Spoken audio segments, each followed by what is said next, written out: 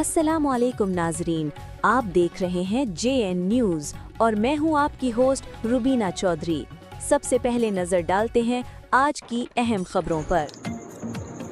میلسی سے حاجی وارث سعیدی کی رپورٹ کے مطابق میلسی سابق صدر میلسی پریس کلب سید عزیز اللہ شاہ طاہر، سابق جنرل سیکرٹری سید نوید الحسن قطبی اور ایمرا کے جنرل سیکرٹری میاں شفیق احمد اور دوستوں کی جانب سے میلسی سے افروز مرزا JNN کے نمائندہ بننے اور ڈاکٹر محمد شریف وٹو کا پبلک نیوز کا نمائندہ بننے پر مبارکباد پیش کی گئی۔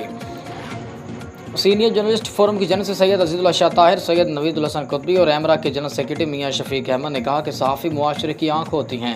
شہر کے مسائل اجاگر کرنے اور مثبت صحافت سے وابستہ صحافی اپنا مقام بنا سکیں گے۔ ان کا صحافت میں آنا خوش آئند ہے۔ تقریب میں دوستوں نے ڈاکٹر محمد شریف اور افروز مرزا کو مبارکباد دی۔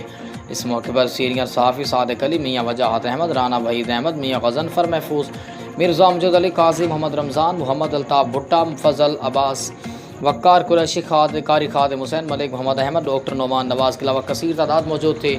آخر میں ہار پہنائے۔